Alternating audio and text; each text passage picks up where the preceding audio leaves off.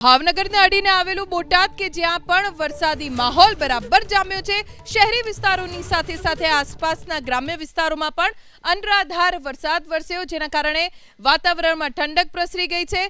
તેજ પવન સાથે વરસાદ વરસ્યો। Salangpur road, Gadhada road, Paliyad road વિસ્તારમાં વરસાદ વરસ્યો। ભાવનગર રોડ, હવેલી ચોક વિસ્તારમાં પણ વરસાદી માહોલ જામ્યો છે। ટાવર રોડ સહિતના વિસ્તારમાં ગાજવીજ સાથે ધોધમાર વરસાદ વરસતા સૌ કોઈ ખુશ છે। અમારા સંવાદદાતા મહિપાલ પાસેથી વધુ જાણકારી પ્રાપ્ત કરીશું। મહિપાલ, કયા કયા વિસ્તારોમાં વરસાદ છે બોટાદમાં?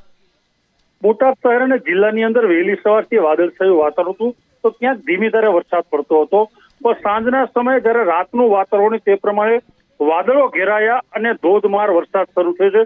બોટાદ શહેરના અનેક વિસ્તાર, ભાવનગર રોડ હોય, સાળંગપુર રોડ હોય, ગઢડા રોડ હોય, હળદર રોડ હોય, તમામ રોડ પર હાલ અત્યારે ધોધમાર વરસાદ વરસી રહ્યો છે। તો જો ગ્રામ્ય વિસ્તારની વાત કરીએ તો નાગલપર હોય, હળદર હોય, તરગરા હોય, શેથળી હોય, લાઠીદળ હોય, તમામ વિસ્તારની અંદર ધોધમાર વરસાદ છે। જે પ્રમાણે ખેડૂતોને વરસાદની રાહ હતી તે પ્રમાણે વરસાદની શરૂઆત થઈ અને સારો વરસાદ પડતા ખેડૂતોમાં આનંદ છે।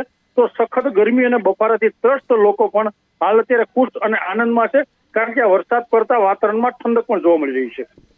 આભાર મહિપાલ, જાણકારી આપવા માટે। સમાચાર ભાવનગરથી પ્રાપ્ત થઈ રહ્યા છે। ભાવનગરના સિહોર તાલુકામાં ધોધમાર વરસાદ વરસ્યો।